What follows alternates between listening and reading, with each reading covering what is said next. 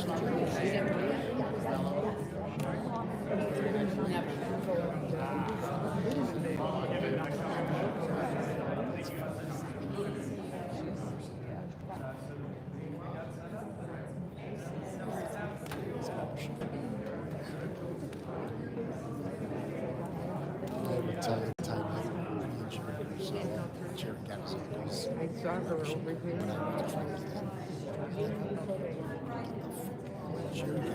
That was just across the map. That kid got hurt.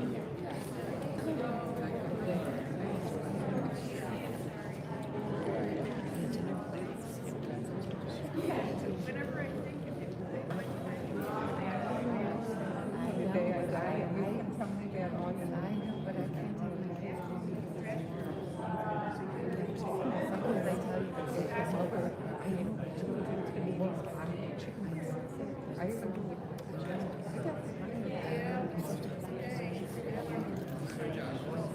Ladies and gentlemen, please, if I can ask you all to pass through the line as quickly as possible.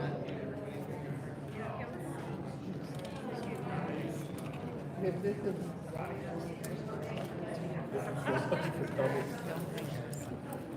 I should have told you that.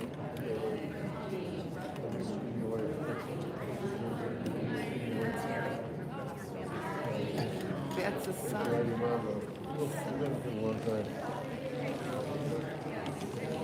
Meet your wife. Remember that? Oh, no, one of my children, I named the kid Sunday. You know what? Technically, sort of, yes. Oh, sort of. It kind of worked out that way. Richard. Richard.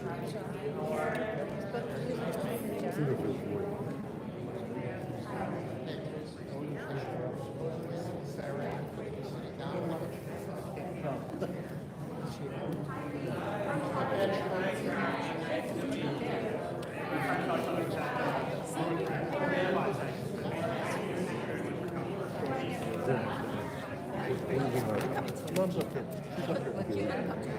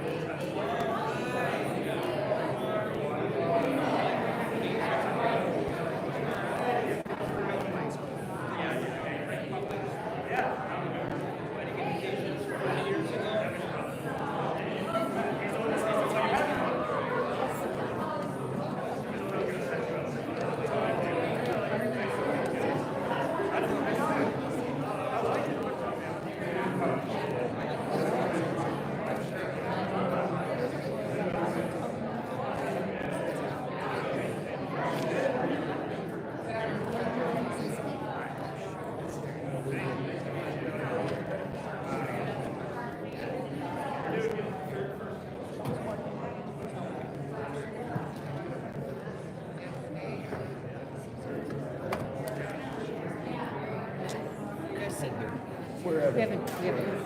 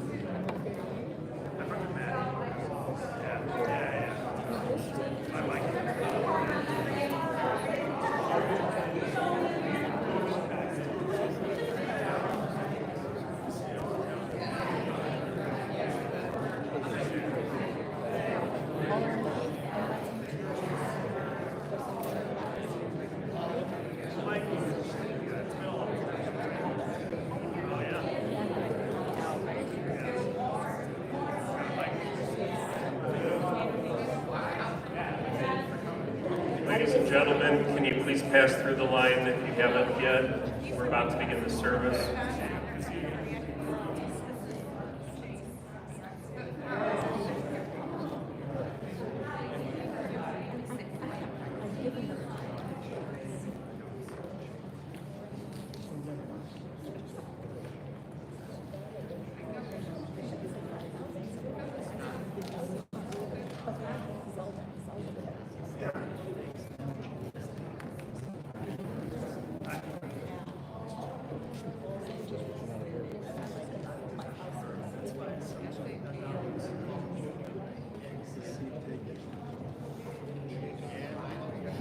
Ladies and gentlemen, as the last few people are passing through the line, can I ask everyone at this time, please put your cell phones to silent mode.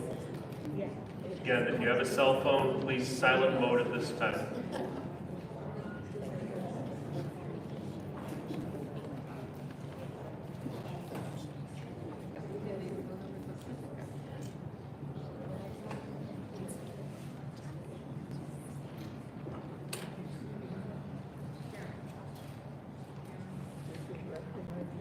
The funeral will be officiated by Cantor J. O'Brien.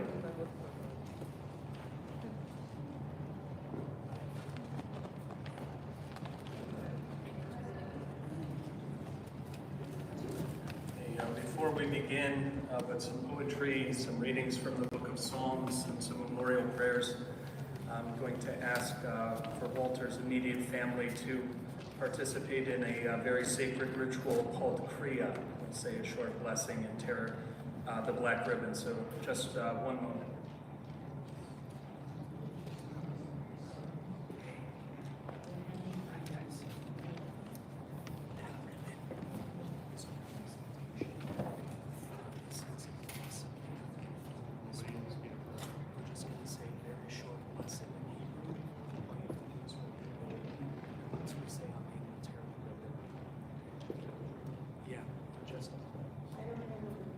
Yes, you do. You got one. We'll help you. Yes, I'll be right there. Okay. So just repeat after me. Ata Adonai Dayan Ha'emet. Blessed is the source of life, the true judge. So at this point, Sharon, I'll help you out. You guys, if you can, tear your ribbon from the bottom. Just grab the bottom corners, pull up on one.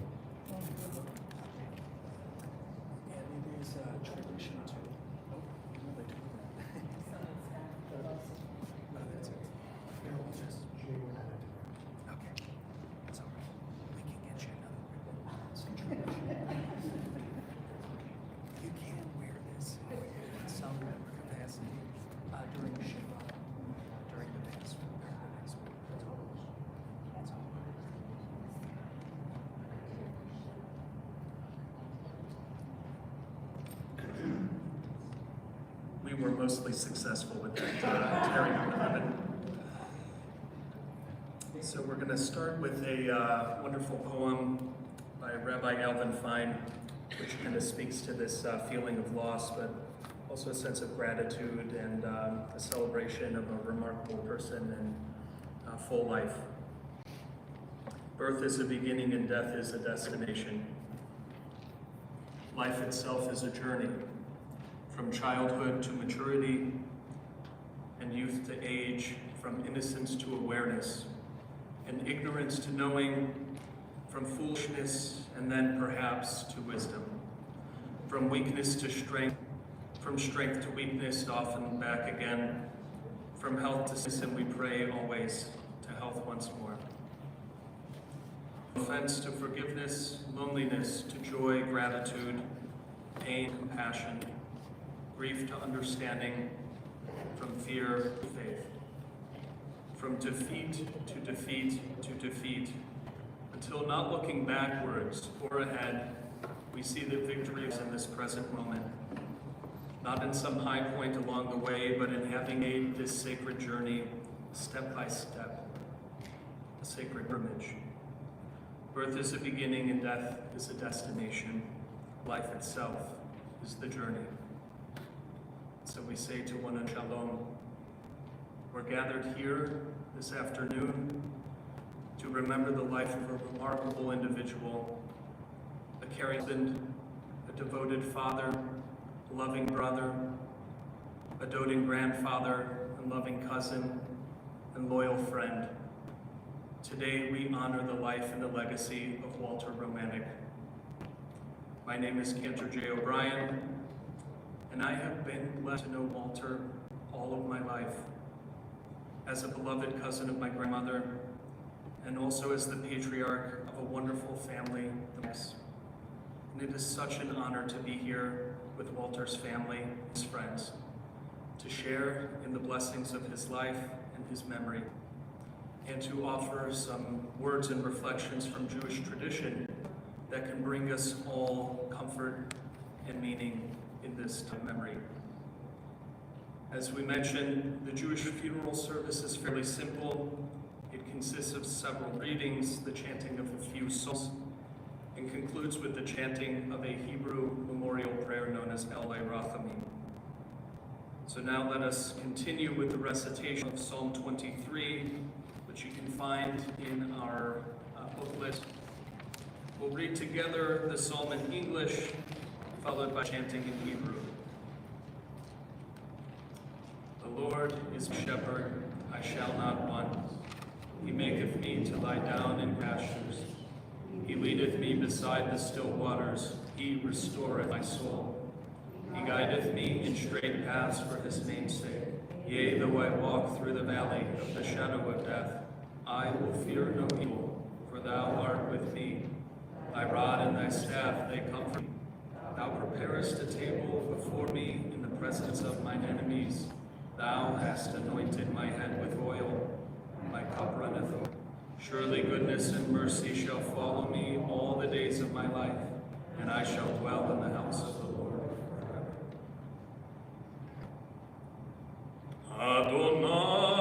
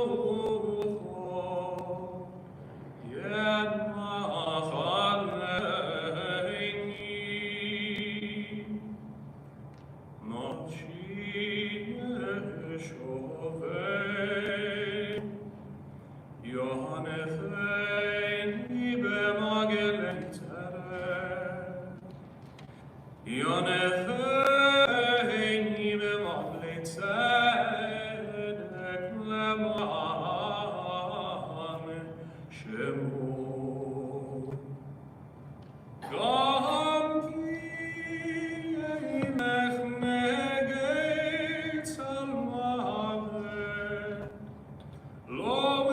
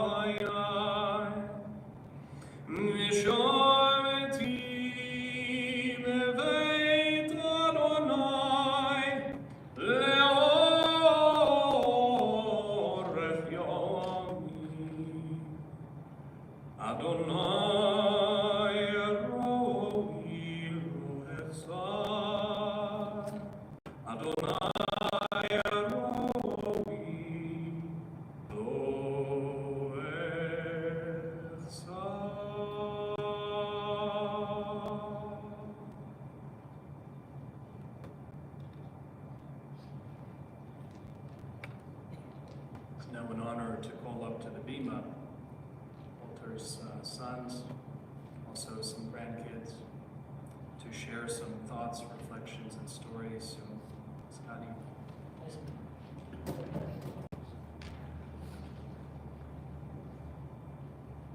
Good afternoon. I want to thank everybody for coming here today.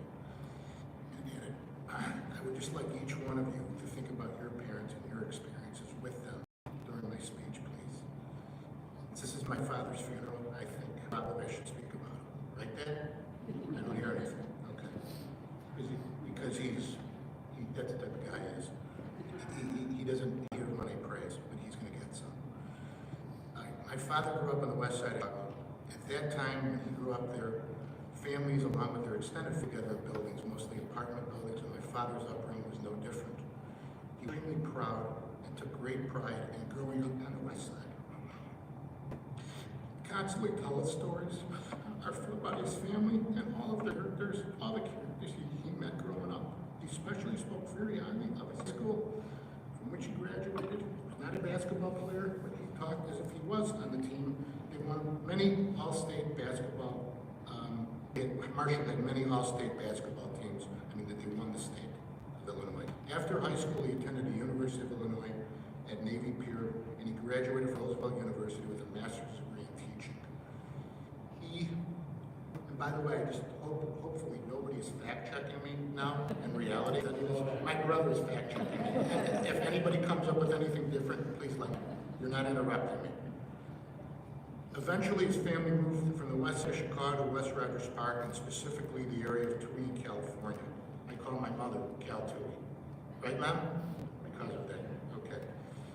And unfortunately, when he was around 23 years of age, his mother passed away of cancer. He was extremely close with his mother, and she had a profound impact on his life. Shortly thereafter, he met a young lady named Sharon Nider, my mother. Now, she's been known for the last 64 and a half years as Sharon, man. She's a great mother to my brother and I. These two romantically met. This is a true story, taking garbage. They did, I'm not making that up. And their courtship lasted for about a year, and they got married in August of '60.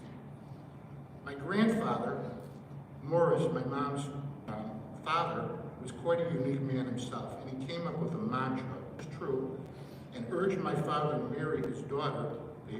My mother was sister, but my mom was, of course, the oldest daughter, and he came up with Walter, Walter, take me to the altar, altar, altar. True story. And then they eventually, my brother was born in Chicago. My parents eventually moved to Evanston, where I was born. My father was a teacher in Chicago public schools for 35 years. Specifically taught at Schurz High School in Chicago, which is an inner city school in Logan Square.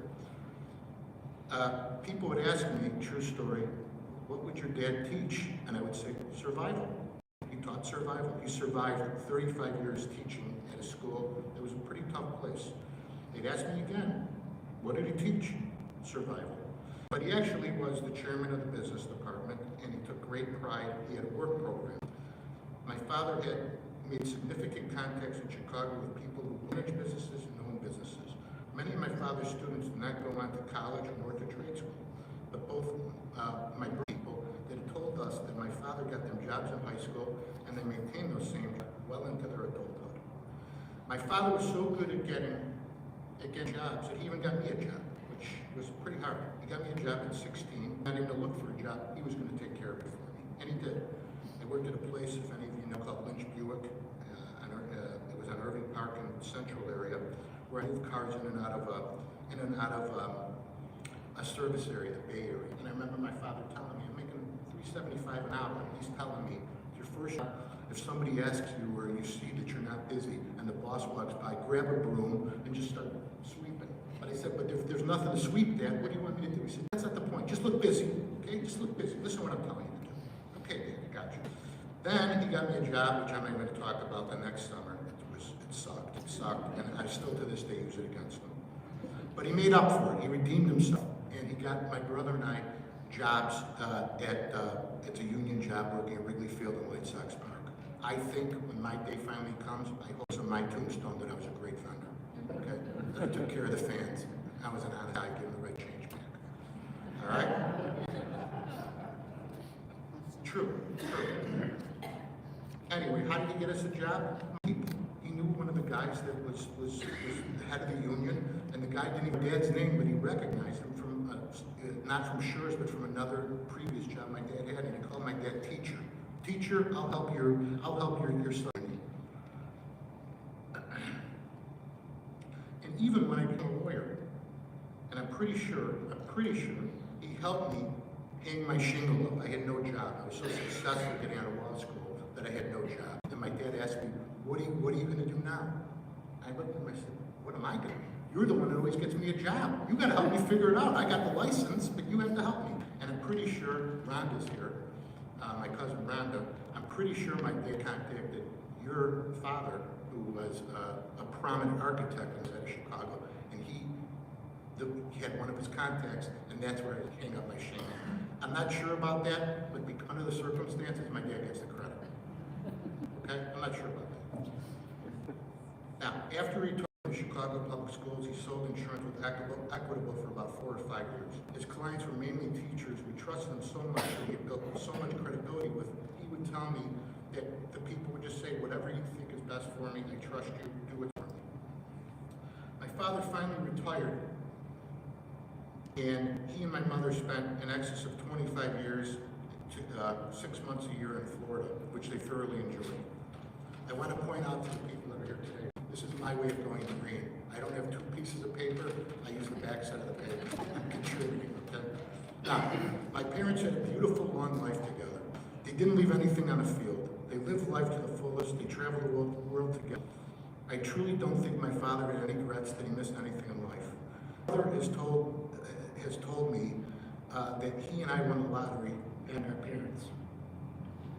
And I said to him, if we had picked our parents, we couldn't have better parents. And I mean that from the deepest part of my heart. Can't have better parents than you. I've told you that before, but it bears repeating it, Mom.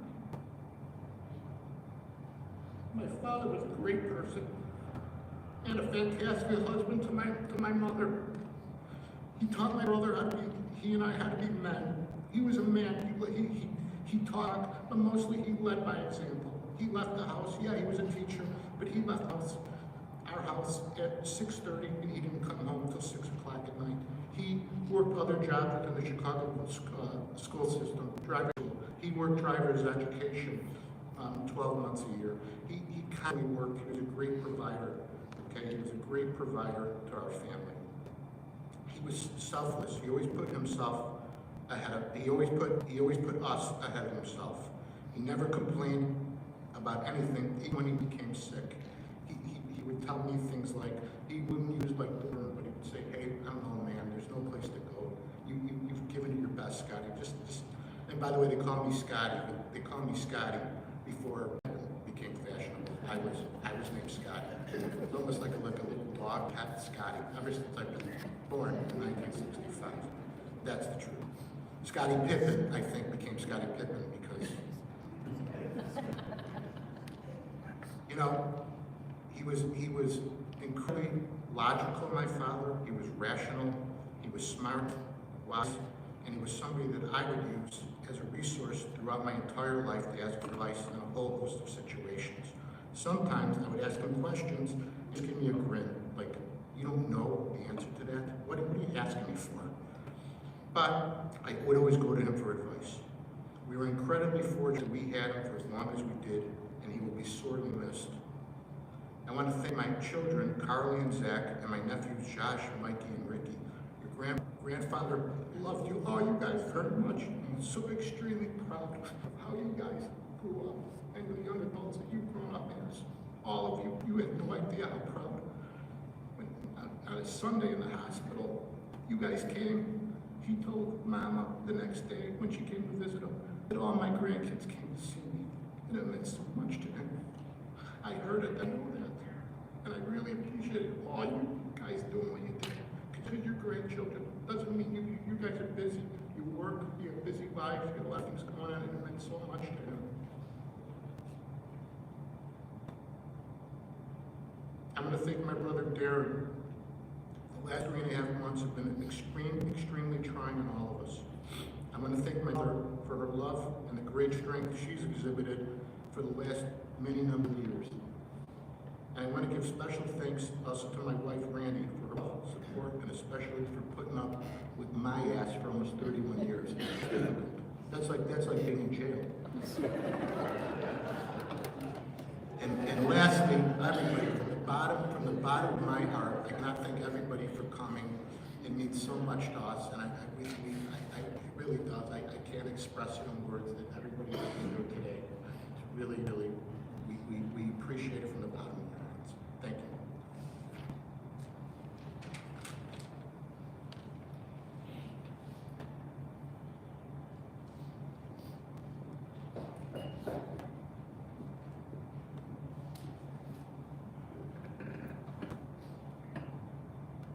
You know, when we were talking about how we were going to do this yesterday, Scotty was going to go first. I should have gone first. I can't follow that act. Come on, there's no way I could do that. First of all, I want to thank Jay, as usual, elevating all of us here. I want to thank my wife, Abby, Ricky, Josh, there's Mikey. I don't have the strength to do this, but whatever I have, I get from you. Thank you. Scotty, you've done all the heavy lifting for the past 2 or 3 months. And you know, and I told you, but I want to tell everybody. Thank you very, very much. Mom, let me start. Scotty talked about how my dad wasn't really a verbal guy, and he wasn't. He did, and he never would tell Scotty and I'm a teacher, damn it, you better listen to me, and I'm going to tell you this and I'm going to tell you that. There's 2 things that he said to me before I was 10 years old, and I'll remember them. I remember them since then. I'll remember them for the rest of my life. Do it or don't do it at all. I'm a work in progress. My close friends Morel and Mark, who I share office space with, are here, and if they can explain what my office looks like, they'll tell you. Al's here too. I am definitely a work in progress, so I'm trying to do it right. The second he would tell me too, and I can't believe my close friend Rick Goon is here. We played basketball together between the ages of 12 and 16, and Reed Stifel's here too, and we should have been playing basketball, but that's a long story. I'd get really frustrated because, you know, I just wanted to play, just wanted to win, and I'd come home and I'd be in tears and I'd be so upset, and my dad would come to me and say, hey, calm down, and the only thing you can control is your, and I never forgot it. As Scotty said, our father was a teacher, and he was the chair of the business department at Schurz, and he had his work, and then he taught driver's education, primarily at Taft, but also at Lane Tech. But he was a great teacher. So how do I know he was a great teacher? He taught me how to drive when I was 14 years old. And I define a great teacher as somebody who gives you some really, really small deals, and you just kind of build up from the bottom. And that's how he taught me how to drive, and that's kind of how he really taught me and Scotty through the nonverbal ones. And his most attentive students were me and Scotty, but I saw my dad in front of a classroom that I remember only once. And he had a commanding presence, and he demanded respect, and he got respect from his students. Now, the first life lesson that he taught us was, and my mother talks about it too, I mean, talk about how selfless he was, you don't count. Your wife and your children, that's all that counts. Our father never did anything for himself. He bought himself cars, maybe he went somewhere to buy some clothes, he'd go to Herbs and buy suits with our mother, but he didn't do anything for himself. And as a husband, first of all, my dad led such a fortunate life. He had his first really bad backache when he was 85 or 86 years old. So I took him to Evanston Hospital. As it turns out, it was bad enough that he needed to stay overnight to get for 2 weeks, to get a little occupational and physical therapy. And I said, Dad, you'll feel better. You know, you just got to stay a couple nights. And he said, oh, no. I can't stay. I'm not going to be here. I have to be with your mother. I am not staying in the hospital. I got to be with mother.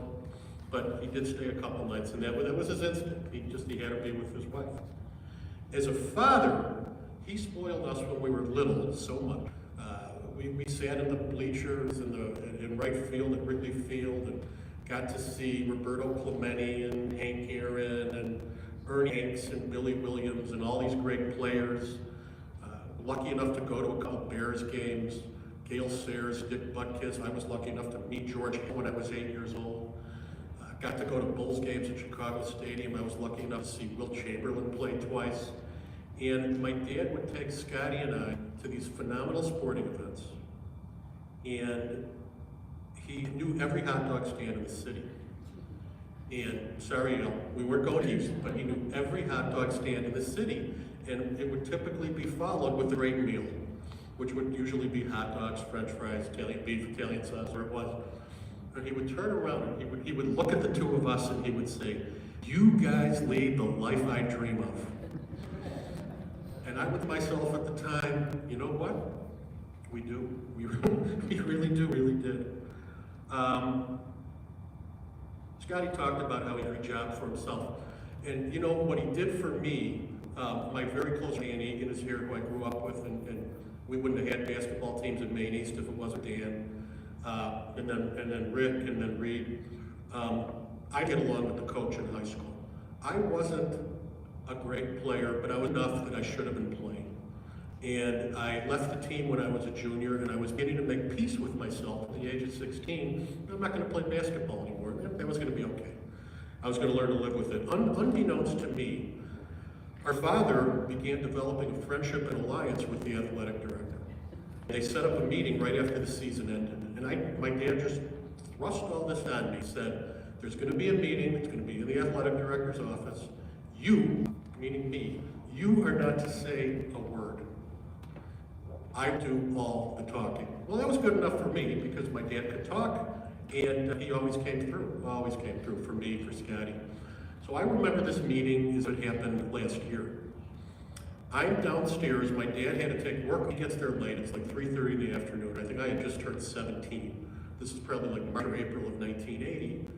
And my dad walks in, he's work coat, his tie on, you know, what he wore when he was teaching. He had his overcoat, it was over his right forearm, and he had this very determined look on his face. And I said to myself, these guys are in trouble. So my dad sits down, and he looks at the coach, somebody who he did not like. But he looks at the coach, speaks to him in the tone that I am speaking in right now, and he, off the top of his head, spoke for over 5 and less than 10 minutes. And everything my dad said, my dad would have been a great lawyer, everything my dad said was fact. And nobody could interrupt my dad and say, no, Mr. Romanek, it didn't happen that way. So after my dad gets through, he used this great device that Scotty and I sometimes have to use as lawyers. He looked at the coach and he said, Coach, do you have any children? And as you know, Reed, he didn't, and he never did have any kids, but he said, no, he hoped to have children one day. So my dad said, Coach, if you had any kids, how would you feel if your son was treated that way? And there was no answer. There didn't need to be an answer. And then the athletic director kind of convened the whole thing and said, kind of, can't we all be friends here? And can't we all get along, and Darren, you're gonna play again next year. I can't talk. I gotta look at my dad. So I remember I look at my dad to the right, and my dad gives me a, so he said to me, well, if you come back next year, the coach said, you gotta start at the bottom. I said it was because my dad said, I could say it was, I said, they'll be fine. And that was it. But that's what Dad did for me. All the lessons that I learned. By the time I was 9 or 10 years old, it began to sink in. So I'm like in 4th or 5th grade. This guy, my dad, he knows things, and I better, as thick as this head is, and I remember I said I'm still a work in progress, as thick as this head is and remains, and I apologize, Abby, I was going to start watching and listening to what my dad did and said. So I noticed that when my dad talked to people and was involved in conversations, he listened very carefully. And it's something I'm still fighting to do, but he listened very, very carefully, really listened to what people say. My dad also never said anything until he clearly thought out what he was going to say. My dad never, ever rambled, typically very nice, and he got to the point. Another one was, don't talk just to say something. If you're going to speak, get to the point of exactly what it is that you're going to say. Again, he never said these things, just watched and listened through the years. One of my favorites was always be on the side of the underdog. And that had to do with politicians, but it also had to do with sports teams. So if you came to our house and the Yankees lost, we were happy. If the Dallas Cowboys lost, we were happy, because we always rooted for the underdog. Another thing my dad did, he worked, as Scotty said, he worked really hard. Scotty is a great sleeper. I am not a great sleeper. He got up every morning a little bit before 6. I would wake up. In our little bathroom in Morgan Grove, we would stand there together. My dad had Wally Phillips on the radio, and he'd be getting ready, and I'd brush my teeth, do whatever, and then he would leave about 6:30, and then I'd go down and watch Top of the Morning, and then wait for Ray Rayner to come on. But he was always working very, very hard. However, when we were little, we lived District 63, where we grew up. Great schools. And we were really lucky that K through 8, we got to go. I mean, Reed went to Mark Twain, we went to Elson. Great schools, great teachers. But when Scotty and I were little, my parents found out that they wanted to, the acronym was RIF, Reduction in Forces. They want to fire teachers. And by firing teachers, the average class size, I may have this wrong now, was going to be increased from 23 to 29. And that infuriated my mother and father. So along with a small group of parents, they got very, very involved in local school board politics. And they wanted to remove the superintendent, this was his policy. I still remember his name, it was Dr. Gogo. They got rid of him. They wanted my dad to be on the school board. He decided not to, which I think was the right thing. But they put a caucus there, they took the school board over, Dr. Gogo was fired. We were so small. This guy doesn't even remember any of this stuff. I remember it because every now and then we'd be in the house and people would be over and there were signs and stuff. But I was little, I just wanted to get home every day, play basketball, watch Gilligan's Island and Archer Gene runs. I didn't know. So I'm running out of Nelson School one day, and there was a teacher who I never had, but I knew her. And she was a 5th grade teacher, Mrs. Hurlbut. I don't know if you remember Mrs. Hurlbut. Mrs. Hurlbut stopped me, and she said, Darren Romanek, and I thought I was in trouble. I thought I was off to the principal's office. And she said, when you go home, I want you to tell your father thank you. What am I thanking my father for what? I'm thinking, and what she told me was, tell your father thank you because he saved the jobs of teachers.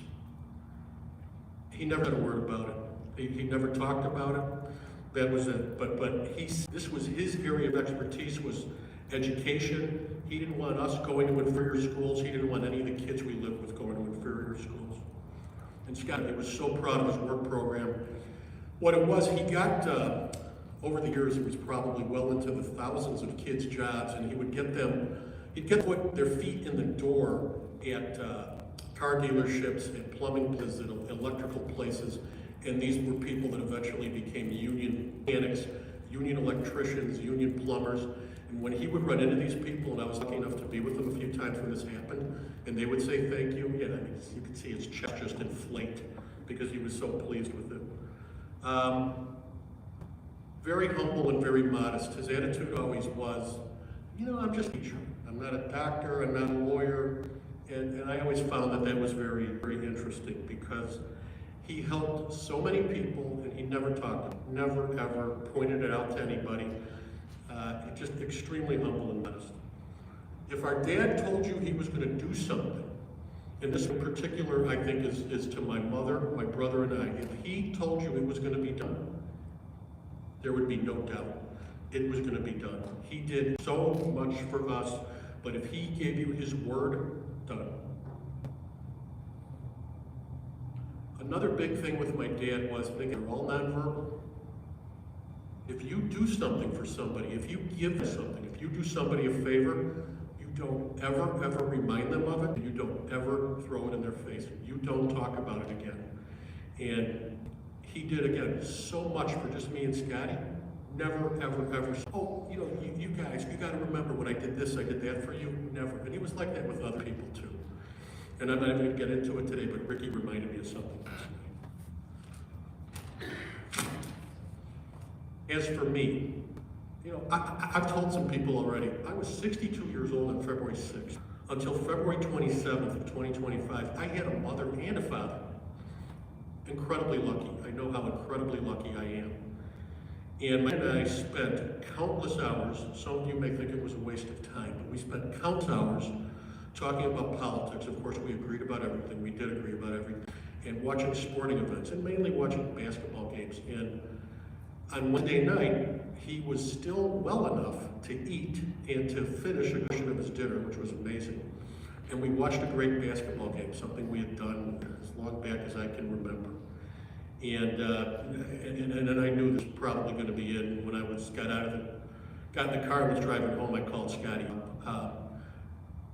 You know, that can't be replaced, but I'm lucky that I have a phenomenal wife. I have 3 great sons. But just to, you know, to hang out with my dad, the memories were so great, so phenomenal, and I will always miss them because even as of like maybe even probably in October, I would be at church on a Saturday, Mom, and we'd be having hours-long conversations about, I'm not going to get political here at all, but about politics and about sports, and we'd be in games. And how could I not miss that? It's the only thing I ever have known. But at the same time, I take solace because I was so lucky that we were able to do it for such a long time. So it's a difficult day. It's a day that everybody hopes is never going to come, but you know, it came. And I think Scotty said it better than I did. My dad, when it came to me and Scotty and our mother, he didn't leave anything in the field. He was a phenomenal husband, a phenomenal father, a great guy. And what I've told some of you was he was the best role model I ever saw. Thank you very much, everybody that's here. It's more than a little overwhelming. There's some people here that I did not expect to be here, and it's incredibly overwhelming. Thank you very, very much.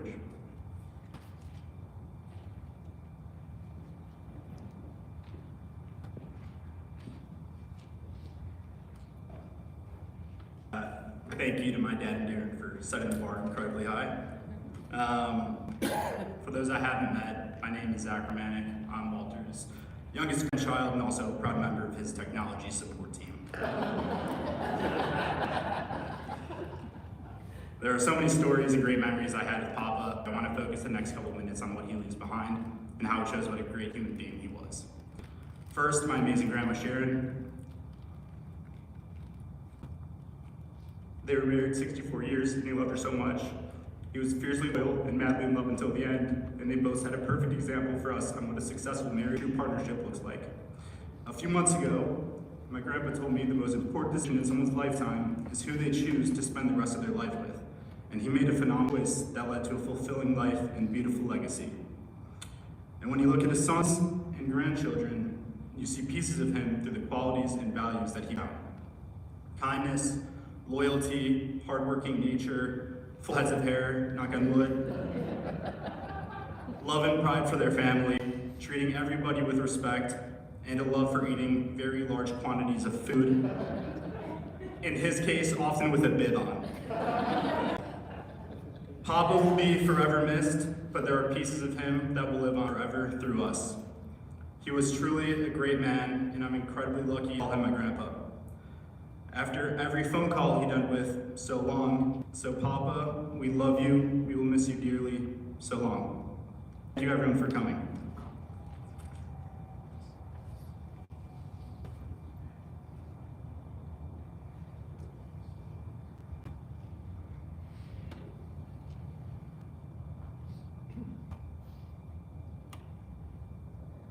The rising of the sun and its going down, we remember them.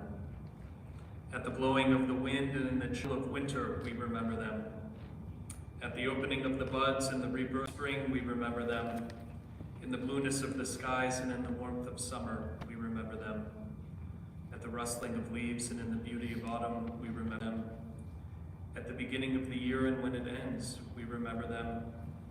As long as we live, they too will live, for they are now a part of us as we remember them. So, when we are weary and in need of strength, we remember Walter. When we are lost, sick at heart, we will remember him. When we have decisions that are difficult to make, we remember him. And when we joy we crave to share, we remember Walter. When we have achievements that are based on his, we remember him. For as long as we live, he too will live, for he is now a part of us, as we remember Walter Romanek.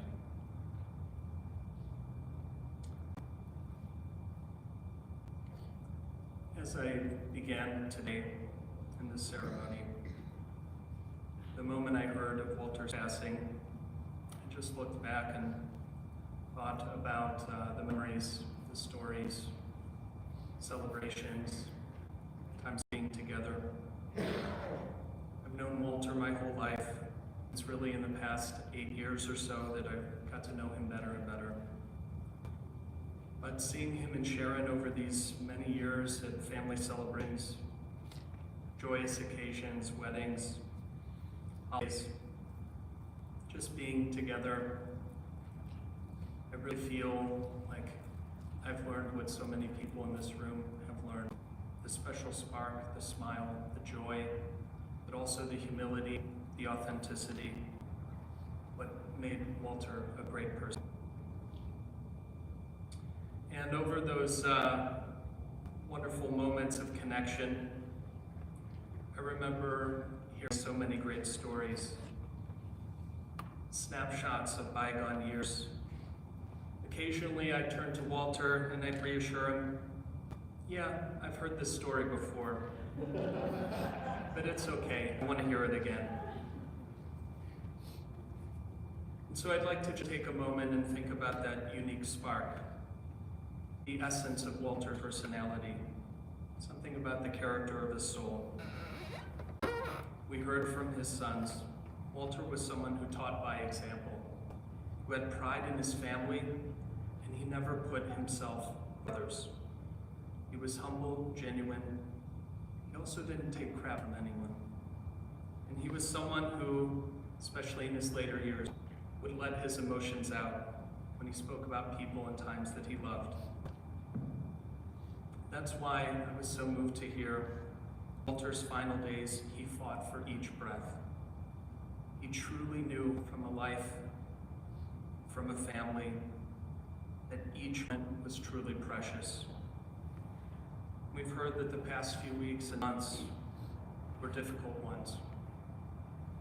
But even those difficult times can remind us how precious good health is, good family, and good friends.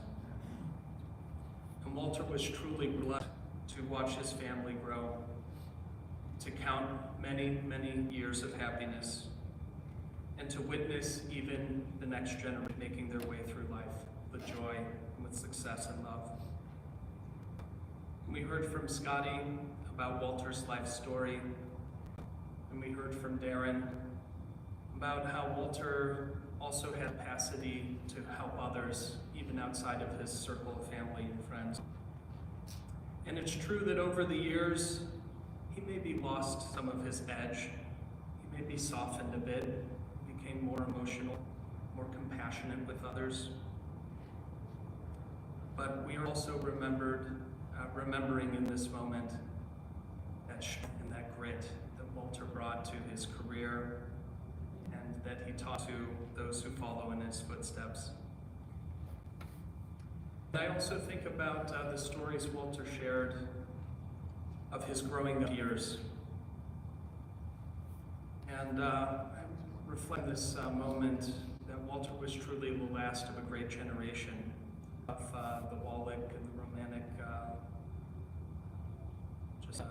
that entire group of individuals who really found a way to survive, a way to thrive, and to build prosperous life in this country. And I carry with me all of those memories Walter shared, anecdotes from his days helping out at the family gas stations, seeing that sense of pride that Walter had in his family and in his loved ones. And I'm reminded by some words of inspiration in Jewish tradition. One of the prophets of the Hebrew Bible asks this question: what is the secret of life? What makes our days meaningful? How can we be the best husband, father, brother, and grandfather we can be? And so the prophet Micah teaches us, Higid lecha adam, matov, ki imasot mishpat va'avat chesed, v'hatznei alecha im Elohecha. It's so clear to you, mortal. This is what is good. To do what God asks of us. To treat people with kindness, to love mercy, and to walk humbly with God. And I think these words capture something of that spark, something of the character of Walter's soul. In his amazing partnership with Sharon, in the wonderful life and lives that they've together over 64 years of marriage.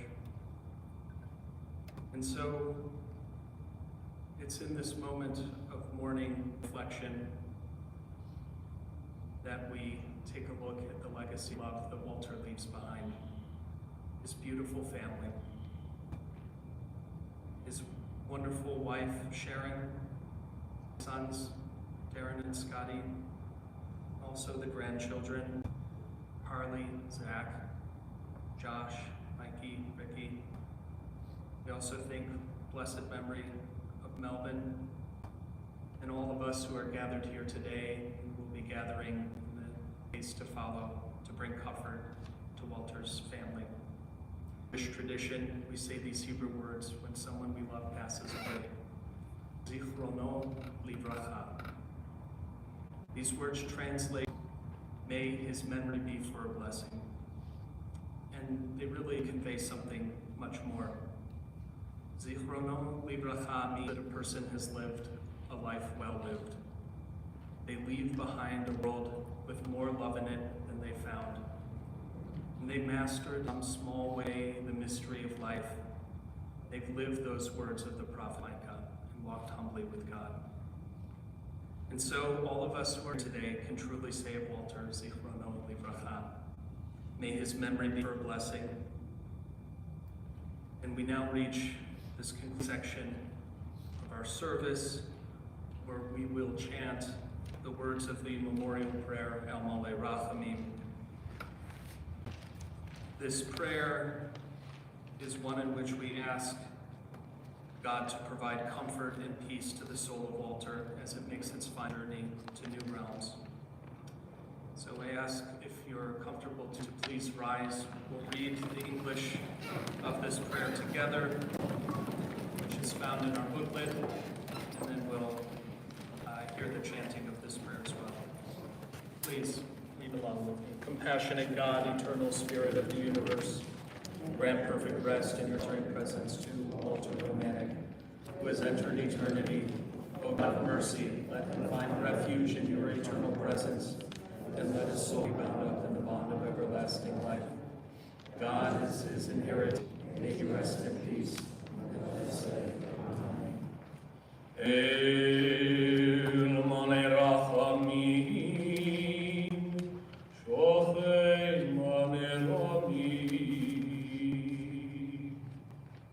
המצרים מנוחה נכונה, תחת ענפי השכינה. קדושים וטהורים גזרת ינוס ימים, את נשמות ברמל שלח לעולמו, בעל הרחמים. יסירתו בסקדם כנבוא לעולמים, יצרור חיים את נשמתו, אדוני הוא נחלתו, וינוח בשלום משכבו, ונאמר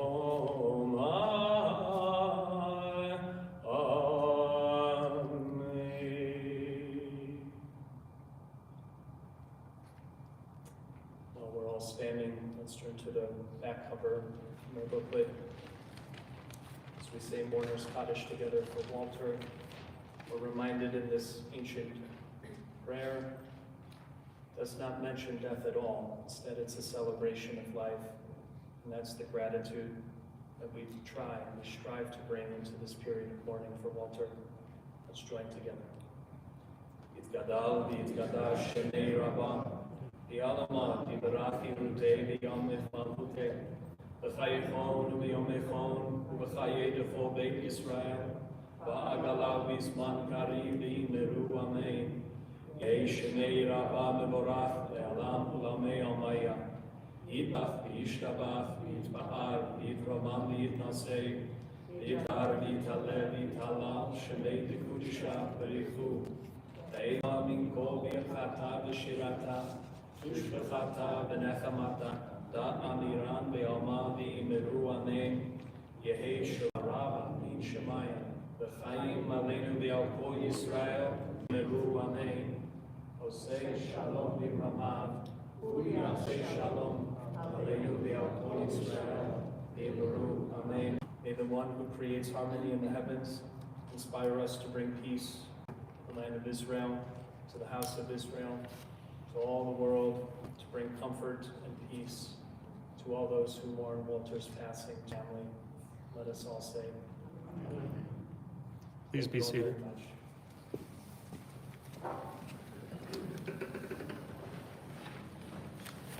The interment's going to take place at Memorial Park Cemetery, located at 9900 Grosse Point Road in Skokie. We will have a funeral procession and we'll go to the cemetery. We will line up on Victory Lane facing east.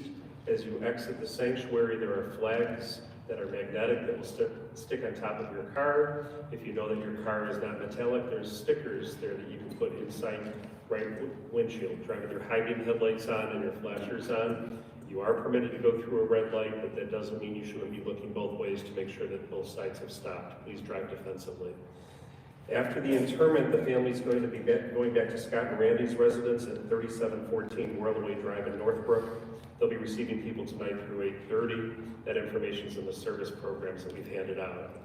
The grandchildren will be acting as pallbearers. However, the family would like a few more minutes with Walter, so if I could ask everybody at this time, if you could exit the sanctuary, go to the washroom, eventually go to your cars. We will probably start the procession in about 15 minutes.